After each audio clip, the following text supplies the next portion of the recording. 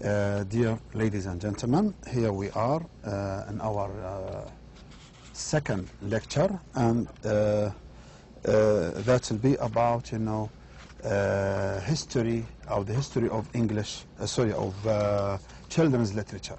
Okay, this is our first. The history of children's literature will be divided into two parts. This is the first part that starts, or covers, the very early period of children's literature up to, let's say, the 18th century. Then the second part will continue up to the modern time and up to the 20th or 21st century. Please, again, I just would remind you again and again that, in the introductory lecture, there is, a file with contents of the, let's say, last, 8 lectures, and, this file has, the texts of the stories that you need to read and start reading from now. So don't wait for the 8th and, 9th and then to the 14th lecture. Don't wait for the time to watch, and listen to these lectures. You have to start from now, please, reading, these texts. And these texts, I mean, stories that are included in this course. And they are, of course, very important for the final exam. Okay, there'll be a lot of concentration on these, stories, including one novel. And the novel, as I said before, will not be all, required. Only the first 3 or 4 chapters, and then the last 3 or 4 chapters of Pinocchio. That's called Pinocchio. Okay. Again, here we start, talking about, the history of children's literature, and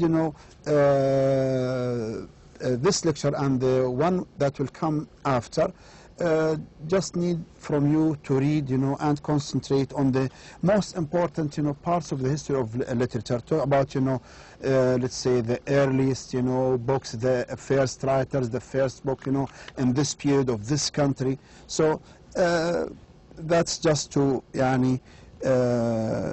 draw your attention to. Okay, here we start, with the, as all, types of children's literature all over the world. Starts, and as stories being told or sung by people and told, orally, and they all, all over the world. I mean, the children's literature, development, follows the same path, follows the same, track. Children's literature begins as spoken stories, songs, and poems. Okay, so in the beginning starts as tales, that adults enjoyed, and then also children were also reading, or listening to. So the tales, in the beginning were used by both adults and children. The development of children's literature is influenced by the social, educational, political, and economic resources of the country or ethnic group. Like, many other types of literature, also children's literature is also influenced and, affected by the political, social, educational circumstances, and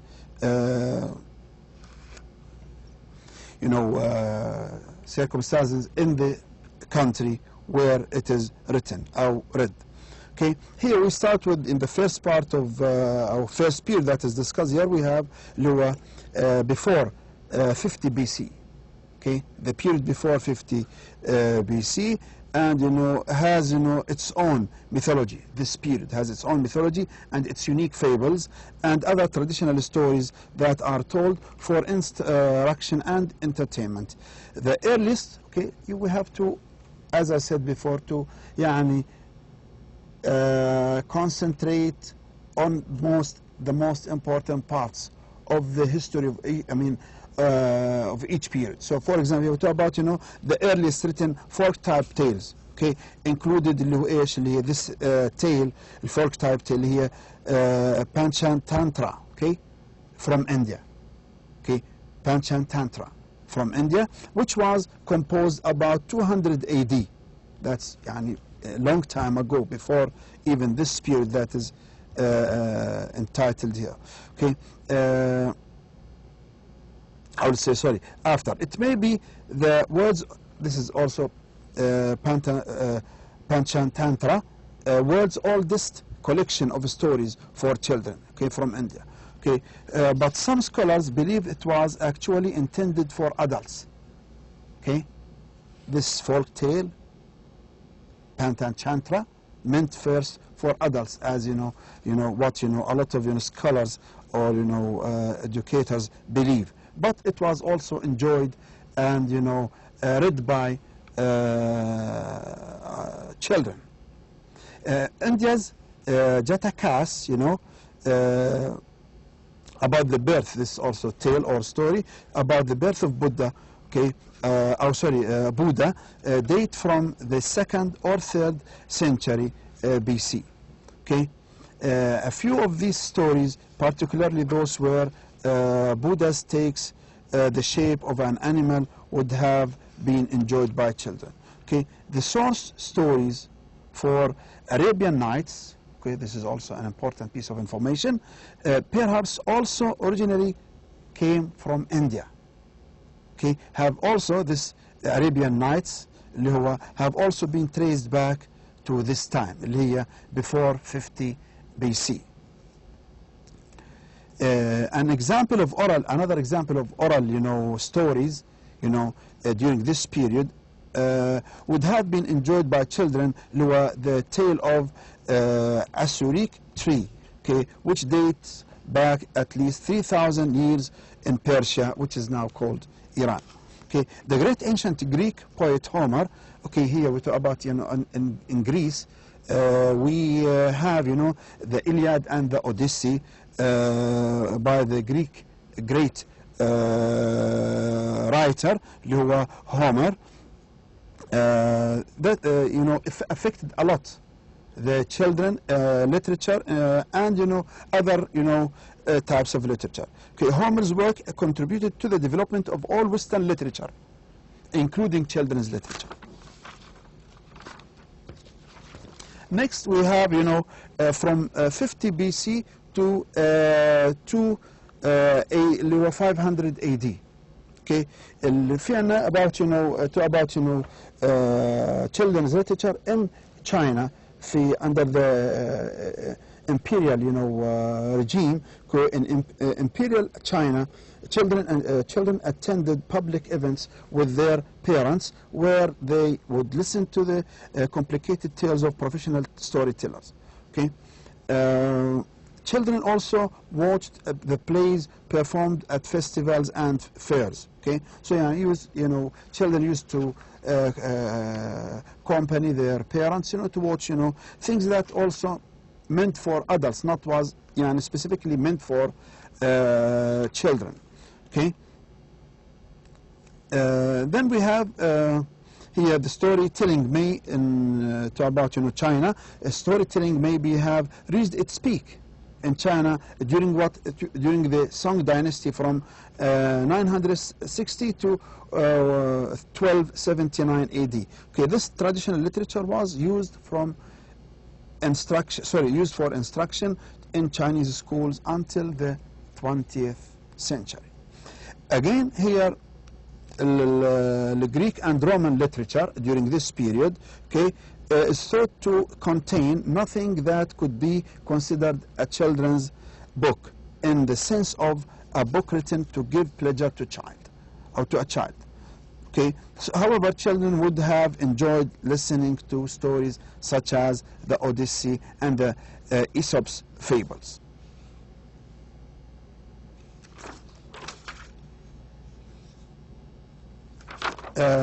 Next is the period between 500 to 400 AD, of course. Again, here we have this period explained in points, اللي هو Panchatantra, folk tale from India, was translated during this period, translated from Sanskrit into Kannada, another language, in the year 1035 AD. The first children's book in Urdu may be Bahilian by the Indian poet Amir Khusro. Okay. Then another point about the book from China in this period, Buddhism spread in China, bringing the tales known as Journey to the West. The Chinese children enjoyed this type of book.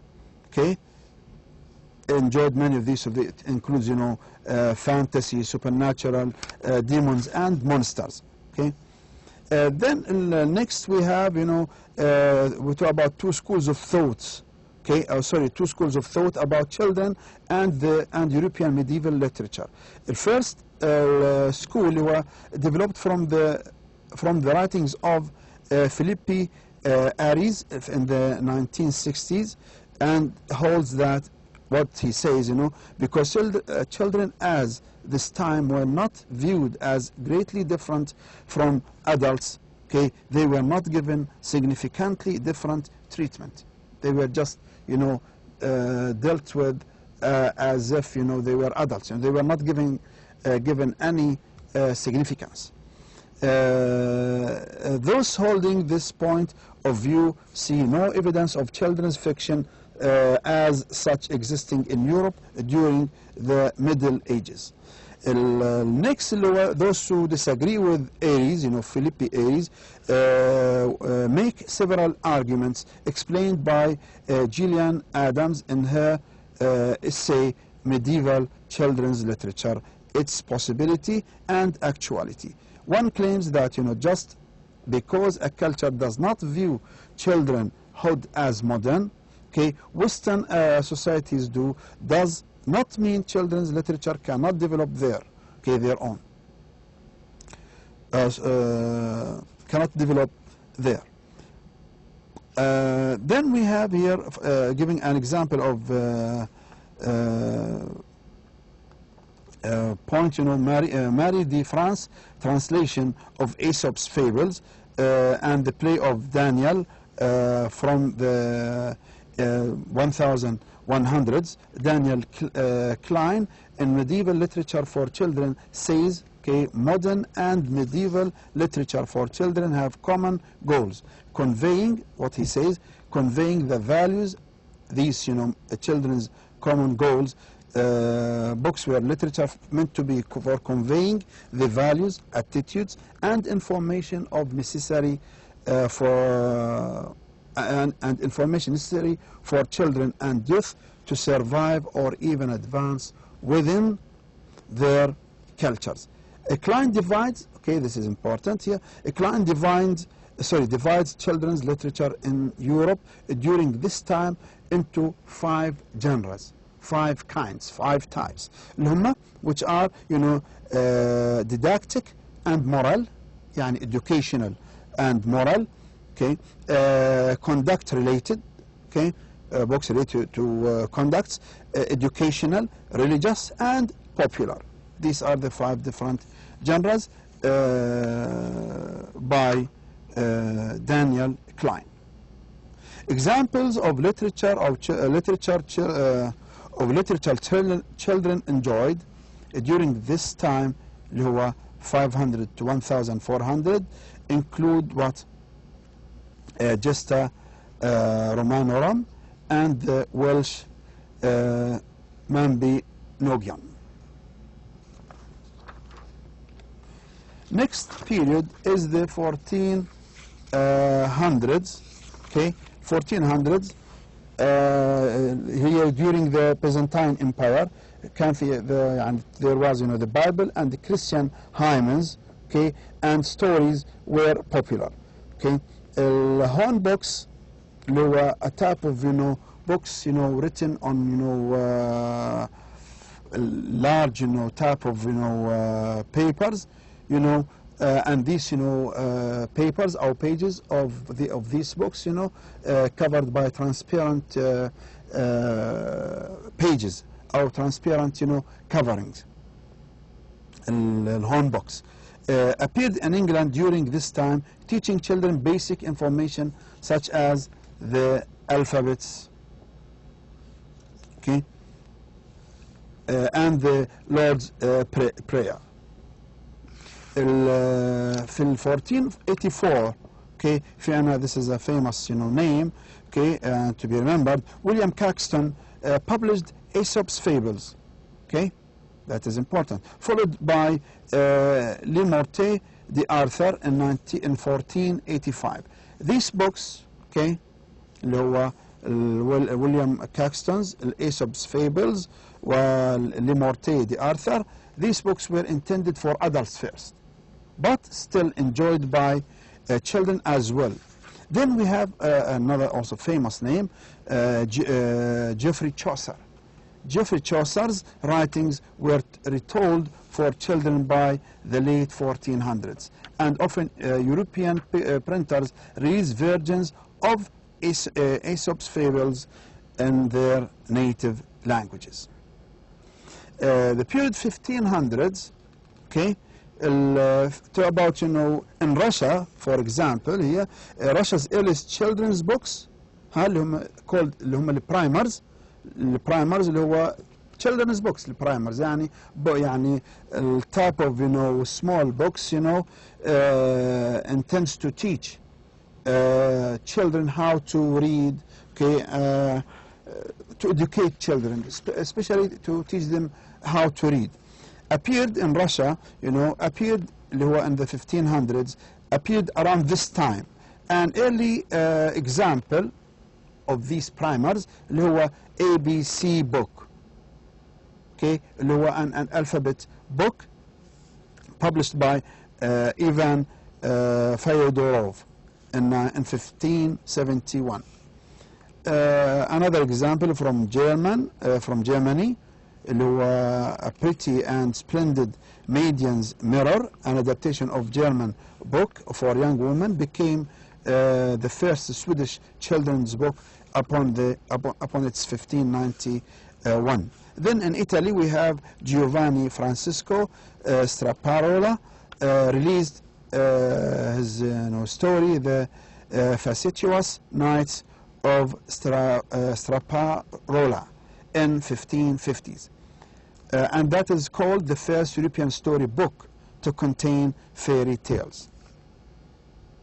Okay, then we have chapbooks. Okay, again, chapbooks is another pocket-sized pamphlets or books, another type of small books or pamphlets, you know, that contain poems, ballads, folk tales, fables, okay, that were often folded instead of being stitched. These, you know, chapbooks were published in Britain, okay, eventually spreading to the United States. Next, we have, you know, the period of the 1600s. During the 1600s, we have the first picture book, okay, published in Russia. Okay, during this period, اللي هو Carrion Istomin, the illustrated primer, okay, appeared in 1694 in Russia. During this period, اللي هو 1600s, the concept of childhood, okay, important here, the children of childhood changed drastically in Europe. Okay, changed, you know, there was a great change during this period in Europe. Adults saw children, okay, this is a great, you know, point of change in children's literature. Okay, during this period, adults saw children as what? As separate beings. يعني giving children يعني more significance, or consider them as to be, you know, separate beings, okay, not just to consider as part of the adults or part of the adults, community. No, innocent and in need for protection and training by the adults around them. An example, in 1634, Pentameron from Italy became the first major published collection of European folk tales, okay, for children. Then we have Charles Perrault began recording fairy tales in France, okay, from Russia to France to Italy to France here. Then we have French. They were not received among the French literary society, who saw them as, fit for old people and children. In 1655, Jan Amos Comenius in Bohemia published the informative illustrated Orbis Pictius for children under 6 learning to read. It is considered, this Orbis Pictius, okay, in Bohemia, considered as the first picture book produced specifically for children. Orbis Pictius. The Puritan in England, okay, mainly in England, also played a major role in developing writing for children, publishing books intended to teach children to read and to instruct them in religious teachings. Okay, the Puritans in England also, they had an effect in the development of the English, in the development of the children's literature, and that is, Puritans, just it's a group of religious people, they intend to teach people, religious teachings. So through the works of children, they intended to teach religious teachings and religious rules. Some of examples, we have some of the longest and the most popular were by James Janeway, okay, during the Puritans, or part of the Puritans. However, one book from the movement, the Puritans, that is still widely read today, up to daily, The Pilgrim's Progress by John Bunyan in 1678.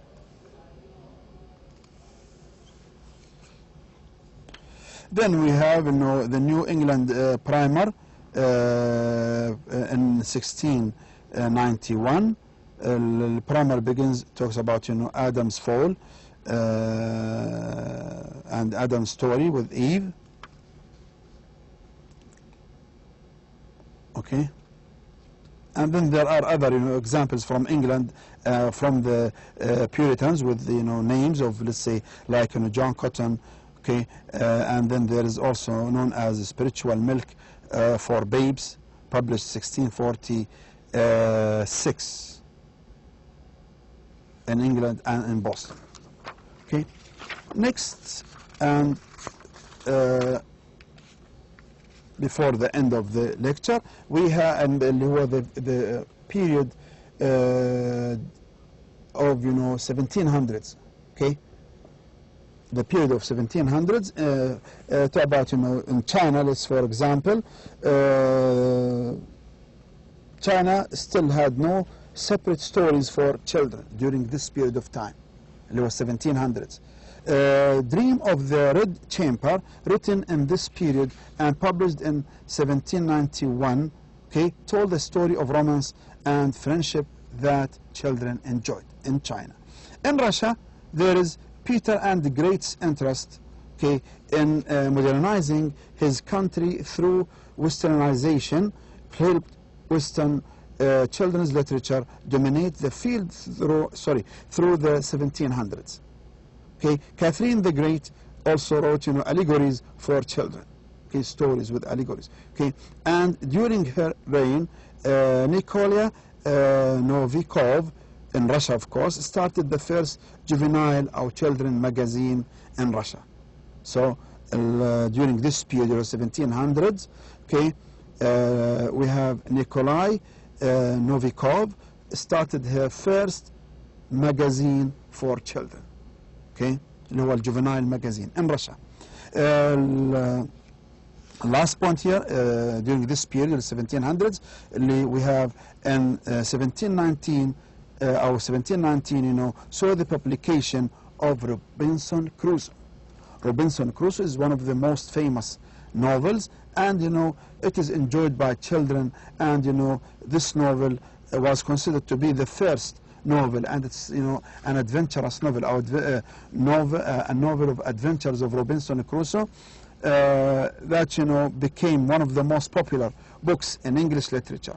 Okay, 1 year after its publication, it was translated into French and then many other languages. In 1769, Germany also published 40 editions and adaptations of Robinson Crusoe. Robinson Crusoe by Daniel Defoe, okay, as the first contemporary adventure novel, and it was, of course, enjoyed up to now. Still enjoyed by children.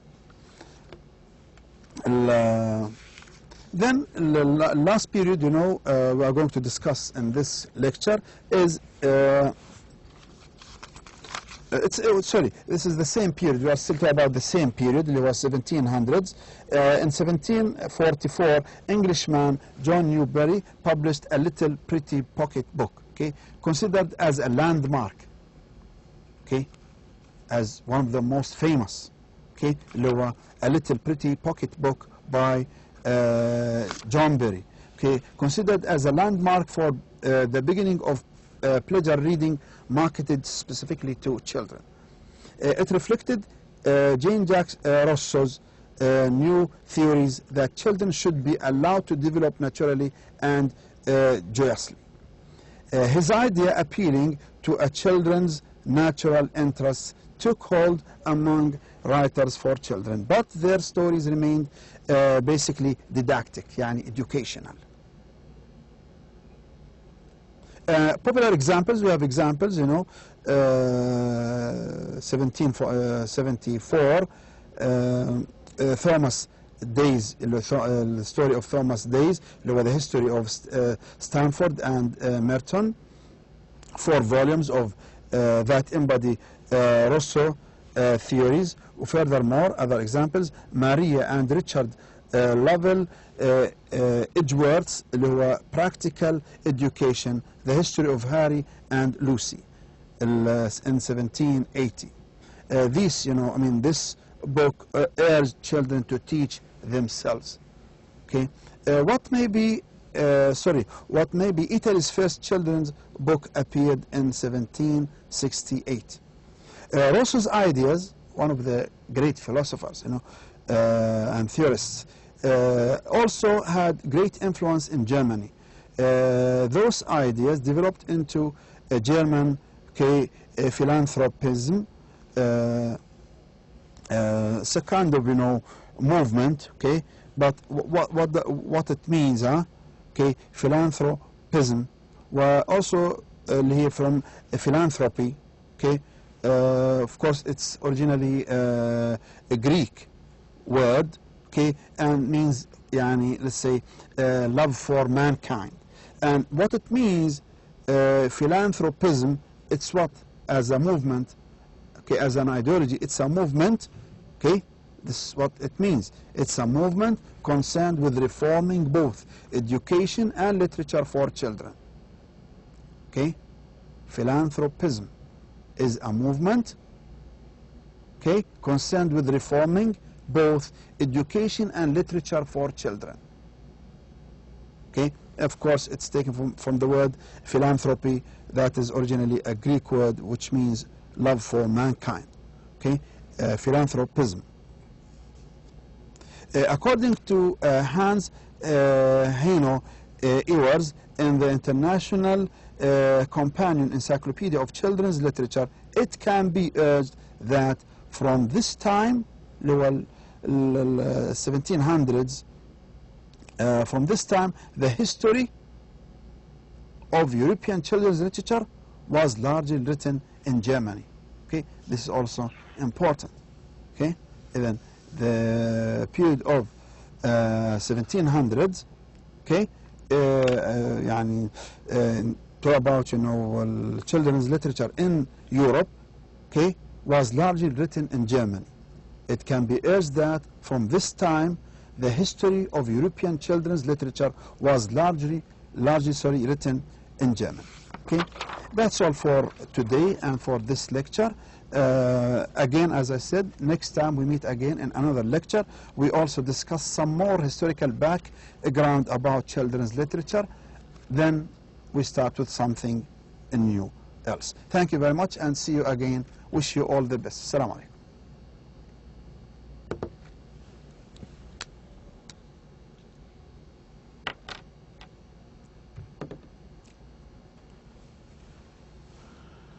خلاص